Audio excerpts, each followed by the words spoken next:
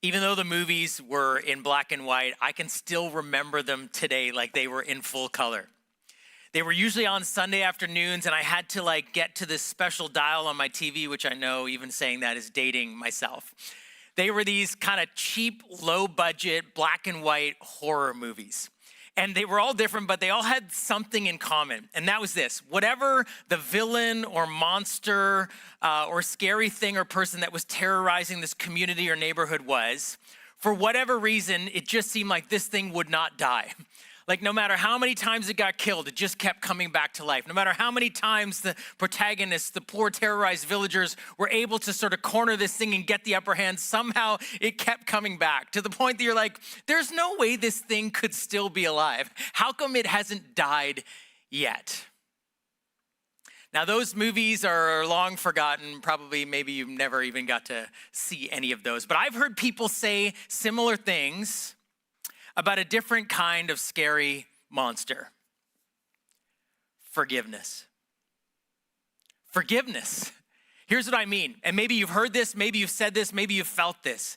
It's like I thought I had forgiven someone or forgiven something, and then a little while later I have a memory, and all of a sudden that feelings of hurt, of anger, of frustration, of woundedness kind of come back up. Or I see the person again and I feel all the same stuff. Or someone does something or says something that reminds me of that incident, of that season, of that conversation, of that circumstance. And all of a sudden this monster comes back up in me and I'm like, man, I thought I dealt with this.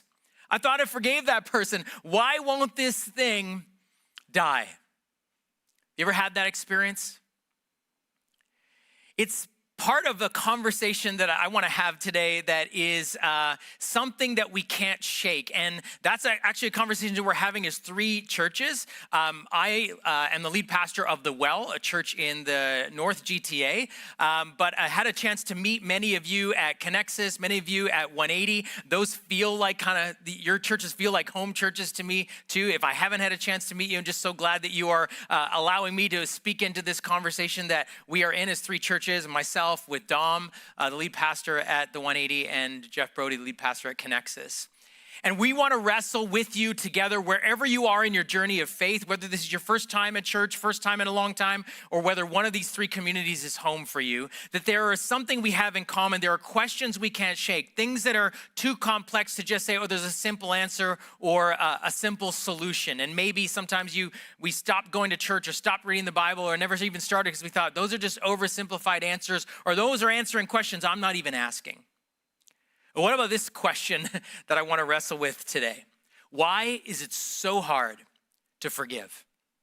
Why is it so hard to forgive? And maybe you'll think about this in terms of something that you've had to forgive, that you feel like you thought you did. You thought you've moved past that. You thought you dealt with that. And the feelings come back, or a memory comes back, or you see that person again, or someone tells you something great that's happening to that person who did something not so great to you. And you kind of feel like you're not happy about that. And you're like, I thought I dealt with this. Why won't this thing die? Why can't I put this to bed? Or maybe you've seen that dynamic between others and going, man, why are they still holding that grudge? Or why is this wound or this feud in the family, in the workplace, or in my friend group, or in the neighborhood still going on?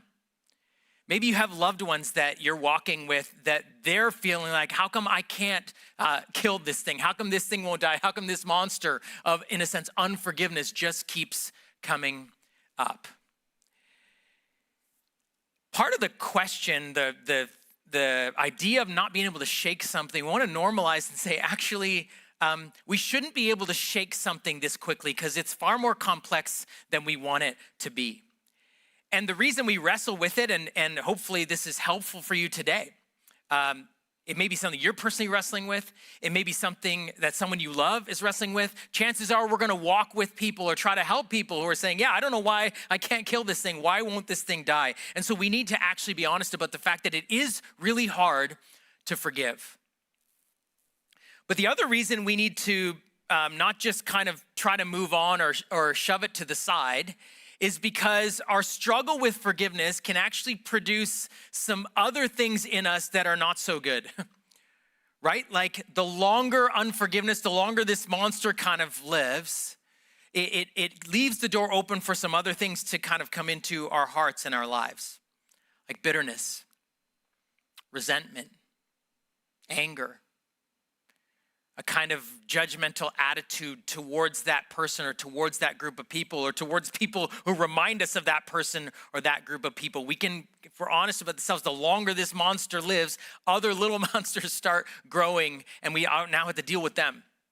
Bitterness, resentment, frustration, anger, judgmental attitude. But sometimes, even if you're a person of faith, along with that comes these other things called guilt and shame, where we're like, man, I can't believe I haven't forgiven. I feel so bad about this. I thought I dealt with this. You know, or maybe, perhaps we hear sermons, you're like, great, we're gonna have a sermon about forgiveness. It's like, well, I know I should and I tried, but I can't. And so the guilt comes up, our failure, we feel like, to be able to do this.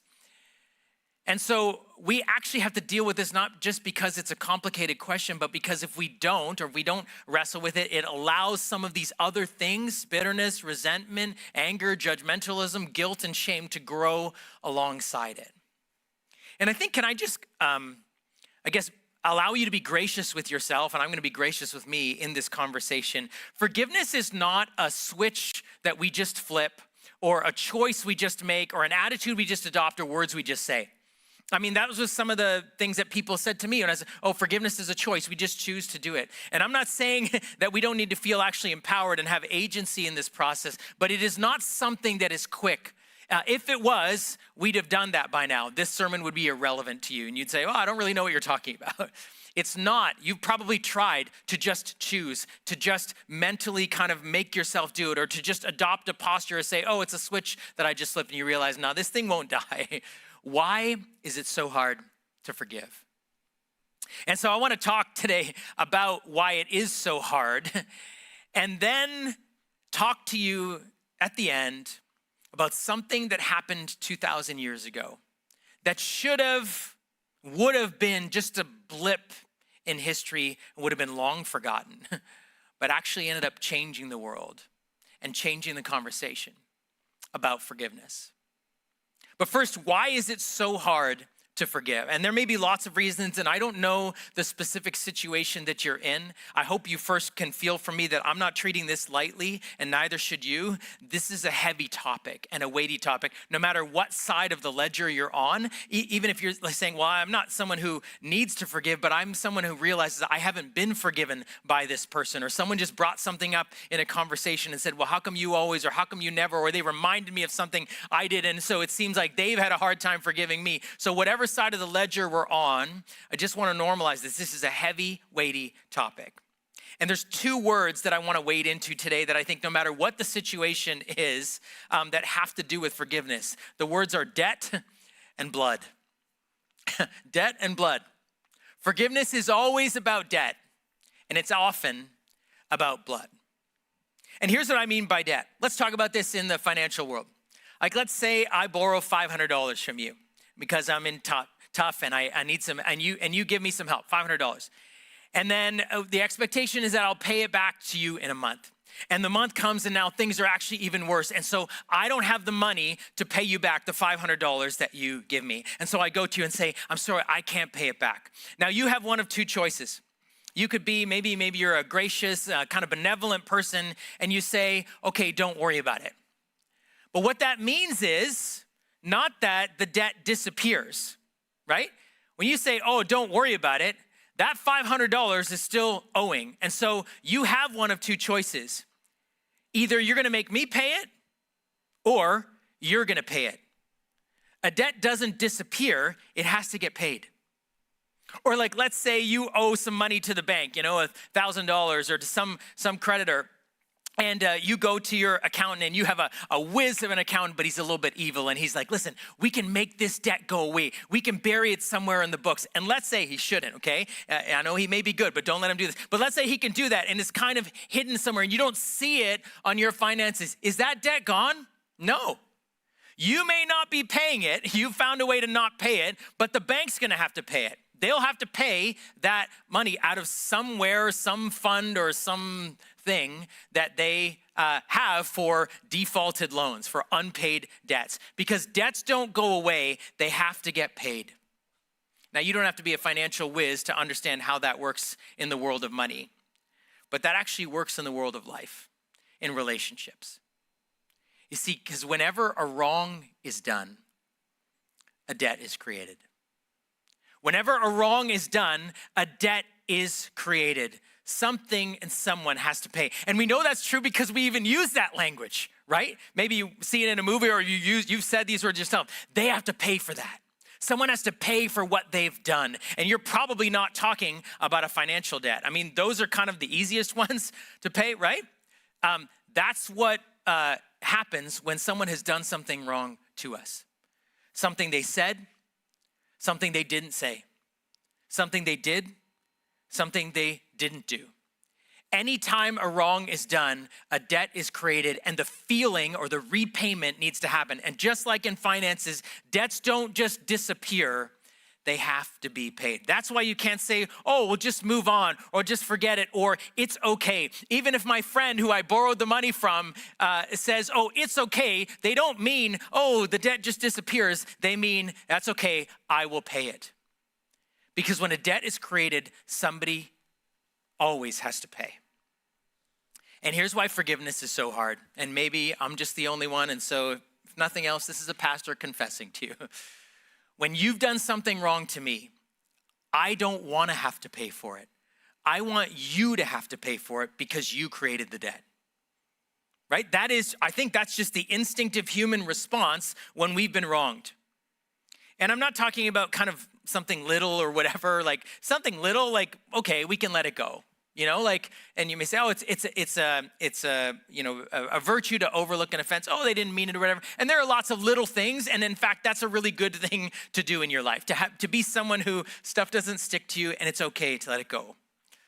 But what about some of the other things that maybe you thought you let it go and then it comes back and you're like, oh, I thought I was okay with that and now I saw them again, or they said that thing again and now it's starting to hurt me.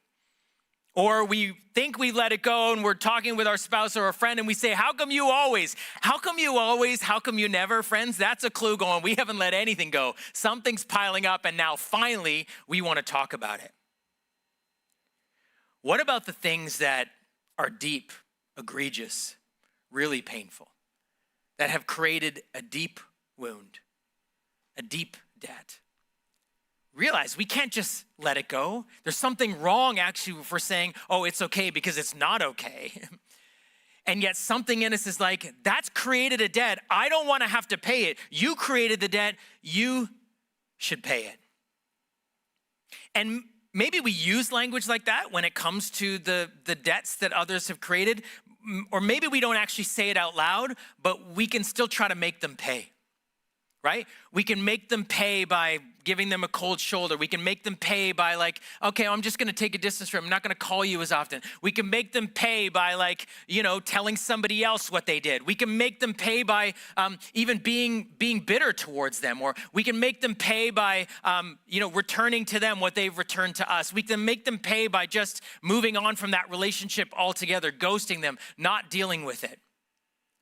But sometimes if we're trying to manage the behavior, sometimes perhaps it's too close to just walk away from. You can't really just give them the cold shoulder. Maybe it's somebody within your family. Maybe it's your spouse. Maybe it's a close friend in a friend group. Maybe it's within a school community or a team. Maybe in a church community. And you kind of have to put up a good face, but still something inside, like our refusal to forgive, right? The bitterness, frustration, anger, the thing we don't want to let go of, that's almost like saying, I'm refusing to pay this. I am not going to let go of this. In other words, I'm not going to pay for this.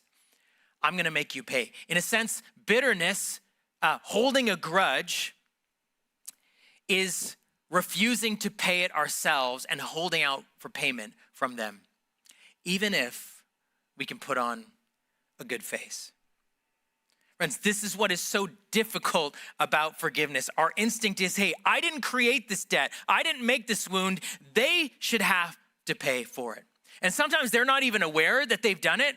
Maybe sometimes you've kind of made them aware of it and they kind of gave you a clunky I'm sorry, or maybe it wasn't even an I'm sorry, and maybe they just said I'm sorry, but, or well, if you hadn't, and so they kind of just put it back on you. Or maybe it's a lot of little things and you've tried a couple times just to make them aware of it, but they just keep doing it. It's hard because we're saying, hey, I'm not doing this. I've tried to bring this to their attention. I don't want to have to pay for this. They should have to pay for it. And this is what brings us to one of the core essences or aspects of forgiveness. To forgive someone is to choose to pay the debt. To actually be willing to say, I won't hold out for payment. I won't make you pay. I won't give you the cold shoulder. I won't kind of tell somebody else what you've done. I won't secretly pray bad things or, that fire will fall on you from heaven. I won't sort of cut you off. I won't hold on to bitterness or frustration or judgmental attitudes in my heart. I will actually choose to pay that debt. How do you do that? It's a really good question, and we're going to get to it. But first, I want to talk about the other word, not just debt, but blood. Now, this sounds maybe barbaric to you, but sometimes, actually, it isn't just about debt payment, but when something or someone has wronged us, we're out for blood. Now, you might say, no, I'm not out for blood, but let me just make this a little bit more sort of tangible and less crazy and dramatic for us when we talk about that. Here's just to be honest. So many of the things that others have done to us or to others can actually never be paid back. I mean, truthfully, financial debts are the easiest and simplest. That's just the money you can actually pay it back. If you're out the $500, if I paid you back, now you're not out the $500, you're back to whole on the balance books. You're back in the black.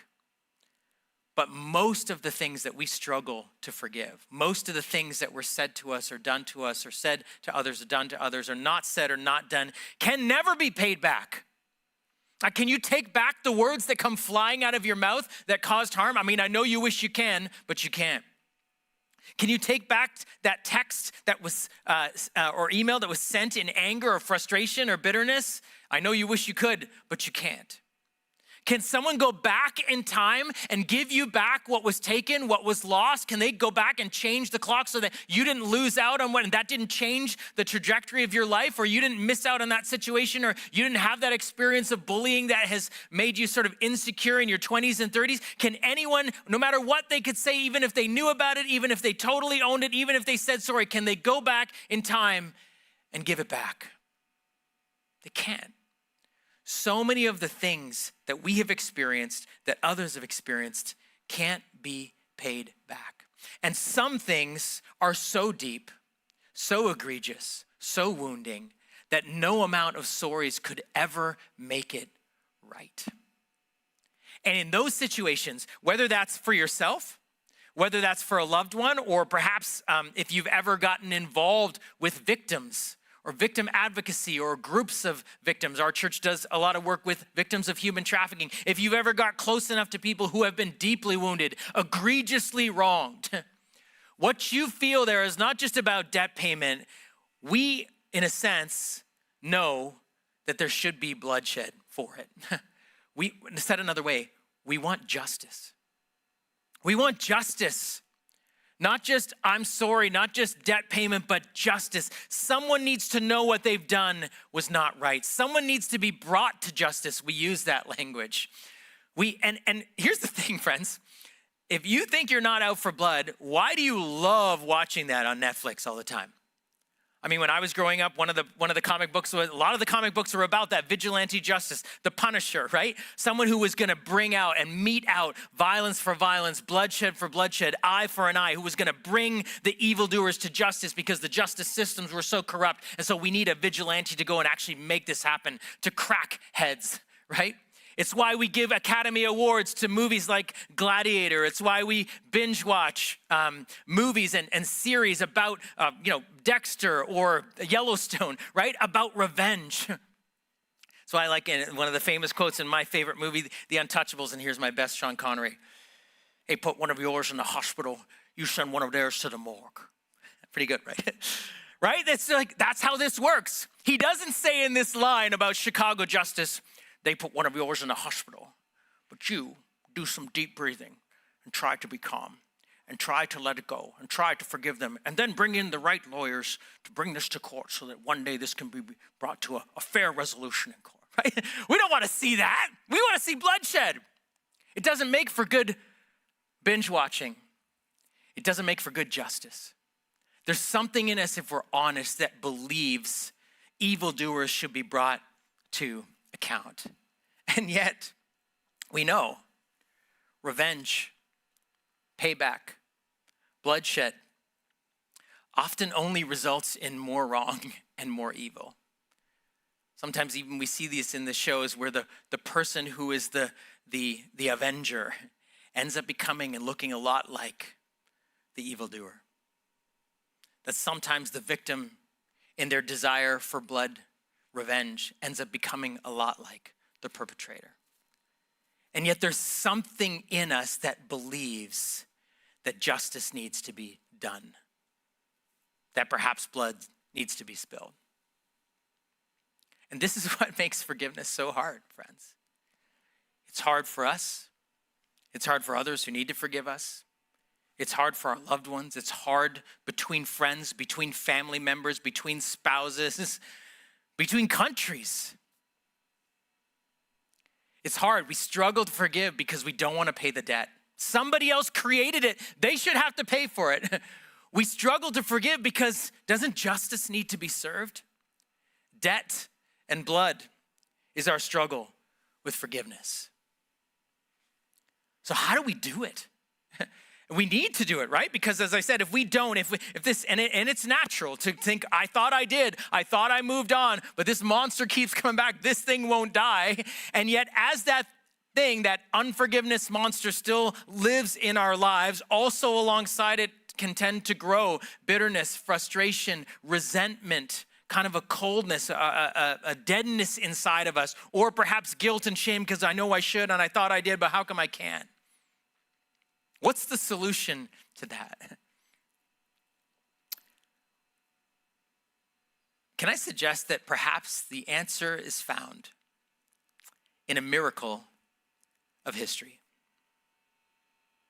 In and around 33 AD, just outside the city of Jerusalem, a carpenter from Nazareth named Jesus was crucified on a Roman cross along with two other criminals. Now, don't jump ahead with me if you know the story, because I want to tell you something in a moment that says this thing is a miracle of history. The crucifixion of Jesus, the carpenter of Nazareth, in one sense in history, is nothing but a blip. Do you know that roughly, if you take the math over the 1,000 years or so of Roman civilization, they crucified someone every other day? Like, it's estimated that about 150,000 people were crucified by the Romans. One of the most brutal and painful ways to die. You probably don't know the names of 149,995 of those.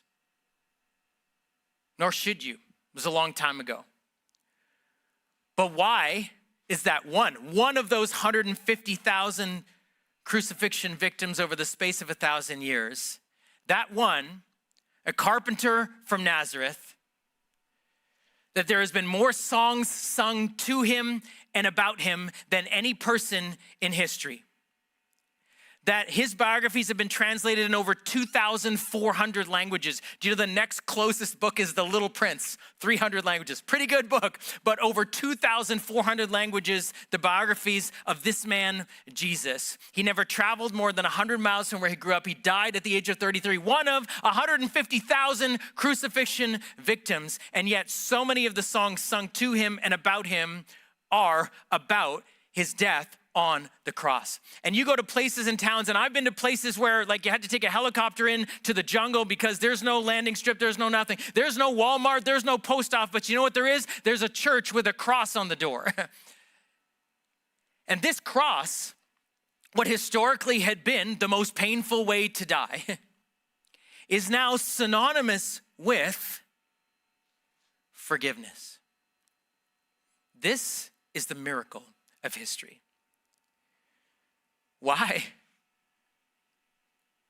What's so miraculous about this that 2,000 years later, that death has resonated throughout history and changed the world and is itself an enduring symbol of forgiveness. And can I just, as we land the plane here for a few minutes, tell you why I think the death of Jesus Christ changes the story for us when it comes to forgiveness, and has for so many people since he died on that cross 2,000 years ago. And I want to walk through this in a way that will help you in your own journey with forgiveness, will help you as you think about other people that you want to maybe help with forgiveness, that will help you feel compassion and empathy for those that you may feel haven't forgiven you, even though you feel like they should, even though you feel like you've asked for forgiveness. And that hopefully that you will never see a cross the same way again by the time we're done today. What does the cross of Jesus Christ teach us about forgiveness? The first is this, that he knows what it's like to suffer for what others have done. And it's not okay. Forgiveness for Jesus was not some quick thing. Do you know that in the 4 biographical accounts of his life, almost half of those gospels are taken up with his suffering and his death, or it's all hinted towards. It's where the whole story is going when you read any one of those gospels. We spend an entire season every year called Lent, 40 days contemplating the death of Jesus, the suffering and death of Jesus, leading up to Good Friday and Easter weekend. It is this symbol. And so there's nothing quick about it. Jesus knows what it's like to suffer for what others have done. It's not okay. It's called by some of the New Testament writers the work of evil people. Jesus even kept saying to them, hey, don't do this, don't do this, don't do this. It's not okay.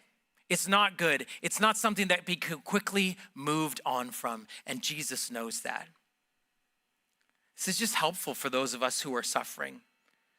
Maybe understand, this is why I haven't been able to move past it quickly. This is why it's so difficult, because this is real. It's left a mark. It's created a wound. And do you know what? The God who came to die on that cross says he understands what it's like to suffer for what others have done. Secondly, it teaches us this, the cross of Jesus Christ, that he chose to accept the suffering and to forgive the debt of the wrong that was done to him. He chose to accept. This is what's so fascinating about the death of Jesus. As he was heading to Jerusalem, he kept telling his followers, hey, I'm gonna go here and I'm gonna suffer and I'm gonna die. And they were like, no, don't do that. We'll protect you from that. And he said, basically, you're not gonna protect me from it. You're gonna abandon me, I know, but it's okay. This is all part of the plan. Jesus was a victim. The most innocent, beautiful life that ever lived. I mean, even if you're not sure he's God and you have questions about all of that, there's no one that can argue with the resonance of Jesus' life. His life has so impacted and changed the course of history more than any other person in history. He chose to accept the suffering. He willingly accepted it and to forgive the debt was wrong. Jesus himself was willing to say, okay, I will pay that debt. And friends, that word acceptance actually is such an important word when it comes to this thing that we feel like won't die in us. To be able to, not quickly, not easily, not in a it's okay, but to come to this place where instead of holding out for payment and just being angry that it happened and perhaps angry at God, and I always say God has a chest big enough to beat on, that you can say, why did you let this happen? Jesus himself cried out to God when he was dying, why? It's okay to ask why, it's okay to wrestle, but at some point to come to this place to say, I've got to stop holding out for payment. I've got to stop holding on to resentment. I need to be able to come to the place where I can say, okay, it's not good, it wasn't right, it was wrong, but I accept that this happened. The cross of Jesus Christ, in a sense, we have solidarity with Jesus. When I need to forgive something, I just picture myself standing next to him at his cross. And the things he had to forgive are much weightier than the things I do. But we stand in solidarity together as he accepted what was done to him. And he encourages me to accept. It doesn't mean it's right. It's wrong. It was unjust. That's what all the cross was to Jesus. But he chose to pay it. It also means this, that he paid the debt that we owed for the wrong we have done to others. He paid the debt that we owed. Even if someone is refusing to forgive us, Jesus has forgiven us. Even if someone is still holding out for payment, and we can't go back and take back what we said and what we did, Jesus' death on the cross also forgives the debt that we owed.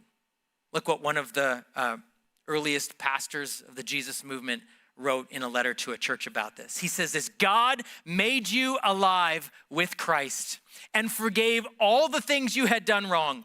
He destroyed the record of debt we owed with its requirements that worked against us, right? In guilt and shame and all that stuff that comes up. He canceled it by nailing it to the cross. That Jesus' death has paid the debt for our sin. And God doesn't look at us, even if someone in our life is looking at us saying, you still owe me. And we have tried, and we are honestly repentant, and we've done everything we can to know that God has canceled the record of debt that stood against us. That's about debt. What about blood? Well, the cross of Jesus Christ also tells us this: the blood that we believe needs to be shed when there has been injustice was his blood. Blood was shed. See, this desire for justice in us is not wrong. There are many things and many ways in which injustice is still allowed to go on.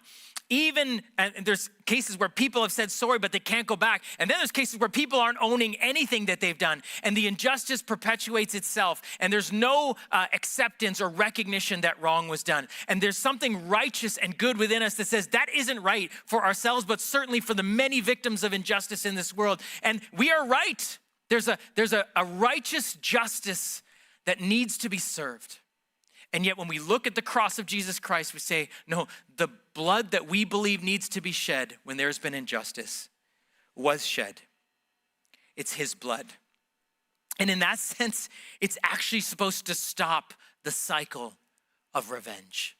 That the blood of Jesus is meant to stop retaliation and payback that so often works itself into, even if we're not taking up a sword, but the little barbs, the little ways, our little passive aggressive things, or giving the cold shoulder, that's attempt at payback.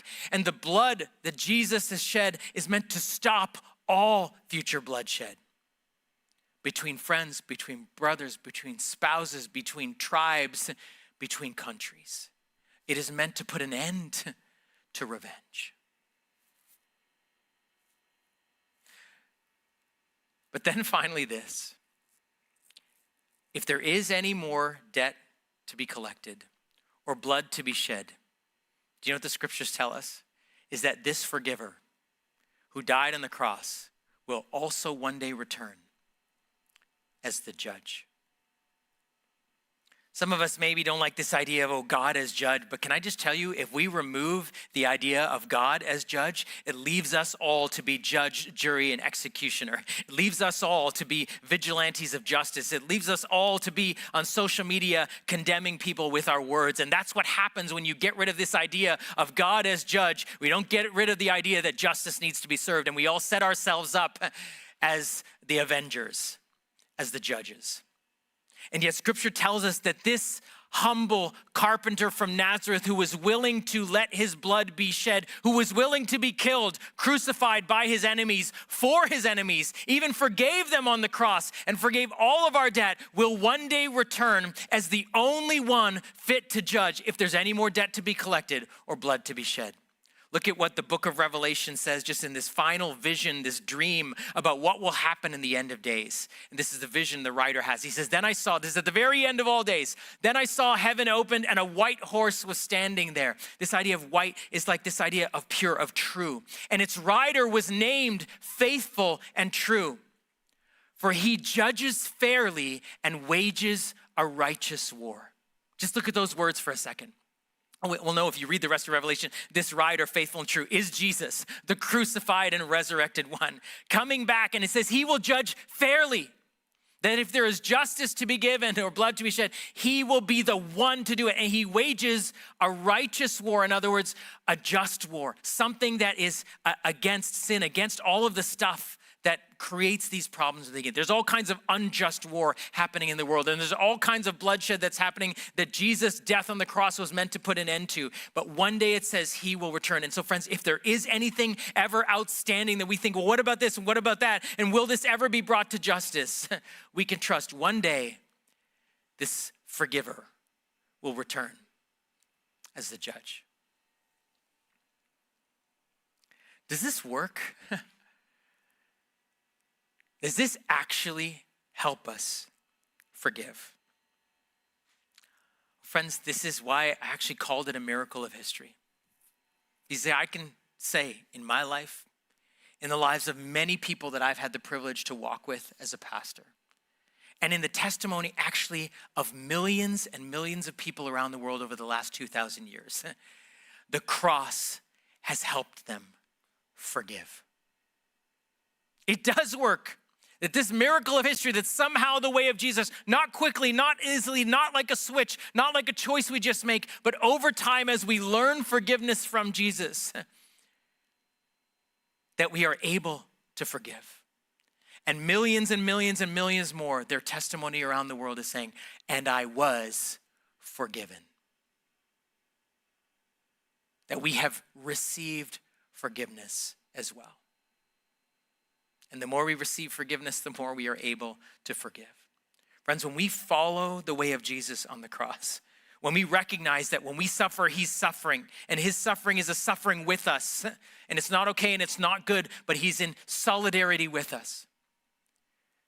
When we allow him to help us to choose to accept, it wasn't good, it wasn't right, but this is what has happened. When we allow him to pay the debt that others owe us so we're not out for that debt. When we receive his payment of our debt. When we recognize that his blood shed is enough blood to be shed. And that one day this forgiver will also return as judge in case there's any more debt to be collected or any more blood to be shed. When we do that, it leaves us with one thing: freedom.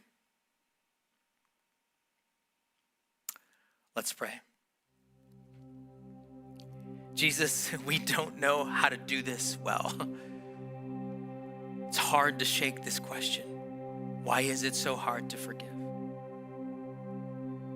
But would you teach us, even for those of us in the room that never really thought that you might be the solution to this problem, this monster that won't die in us. And for those of us that do know you and do follow you, but perhaps still struggle, and perhaps along with that bitterness and guilt and shame for not being able to forgive, would you teach us your way? You are the great forgiver. And would you help us to trust that you, who are not just forgiver, but also judge, will one day set all things right? We need your help. We ask for it in your name.